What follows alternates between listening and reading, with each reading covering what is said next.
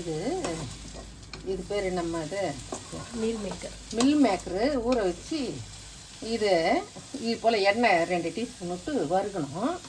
இந்த பிரிந்தி செய்யலான்னு இருக்கேன். 4 பேருக்கு பிரிந்தி செய்ய போகிறேன். இது பாருங்கள், இதில் எண்ணெய் ஊற்றி வச்சுருக்கேன். இதில் வந்து இதில் வந்து இலை, பட்டை, இது வந்து ஒரு பூ, இது கண்ணாச்சி பூ போட்டிருக்கேன். இது இதில் போடுறேன்.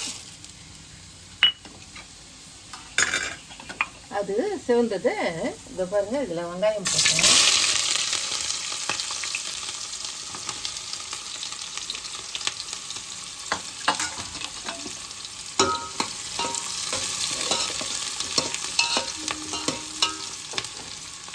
இதில் இஞ்சி பூண்டு இது 2 டீஸ்பூனு இதில் போடணும். இதில் வந்து பாருங்கள், இதில் வந்து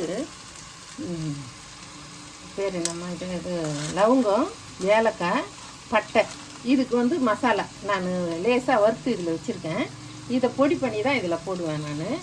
நான் இந்த கடையில் வாங்கிலாம் போட மாட்டேன், நான் வீட்டிலே தயாரிப்பேன்.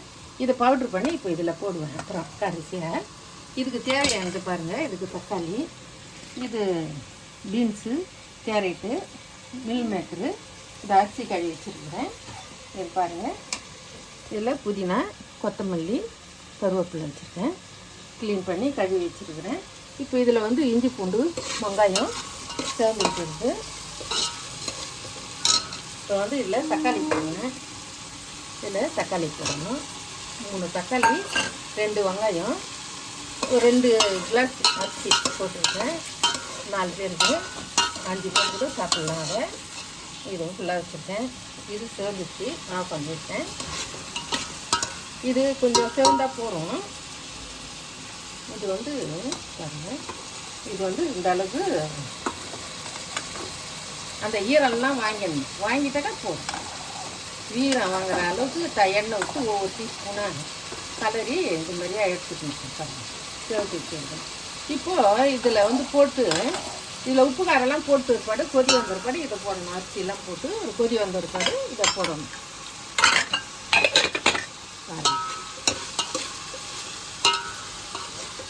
இது பாருங்கள், இது வந்துடுச்சு.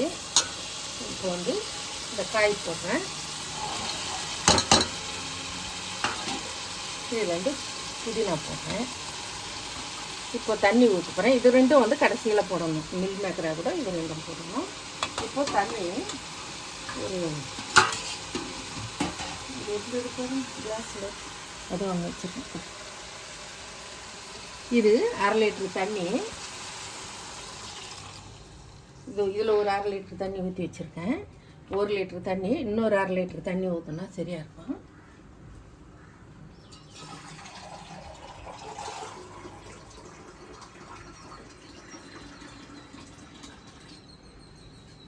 இன்னொரு கிளாஸ். இதில் 1 லிட்டரு தண்ணி, இதில் ஒரு 1/2 லிட்டரு தண்ணி ஊற்றி 1.5 லிட்டரு தண்ணி வச்சுருக்கேன்.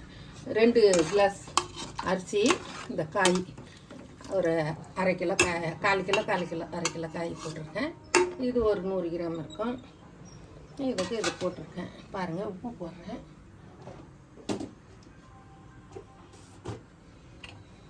இது கொதி வந்த பிற்பாடு அரிசி போடணும்.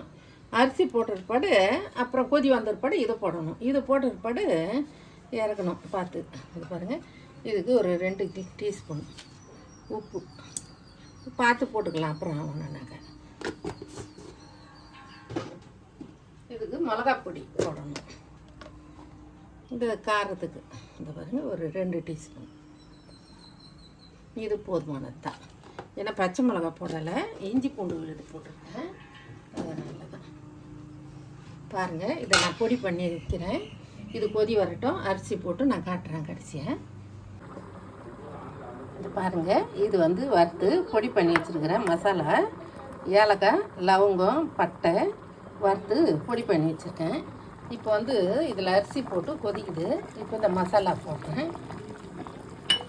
மசாலா போட்டிருப்பாடு இது பாருங்கள், இது வந்து மில் மேக்கரு வறுத்து வச்சுருக்கிறேன். பாருங்கள், அந்த ஈரெல்லாம் போயிட்டு இருக்குது.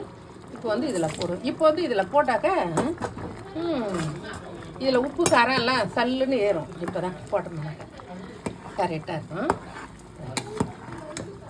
நான் இப்படி தான் செய்வேன் பாருங்கள். இது போல் செய்து பாருங்கள், ரொம்ப நல்லாயிருக்கும். இன்னும் கொஞ்சம் நேரம் பொறுத்து இந்த இது கொத்தமல்லியும் கருவேப்பிலையும் தூவிட்டு இறக்கணும். எண்ணெய் வந்து ஒரு 100 விட்டு இருக்கேன், அதில் ஊற்றிருக்கேன் ஃபஸ்ட்டை. 2வது ஒன்றுனா போட்டுக்கலாம், வேணான்னா விட்டுடலாம். பாருங்கள் செய்யுங்க, நான் கடைசியாக காட்டுறேன் பாருங்கள்.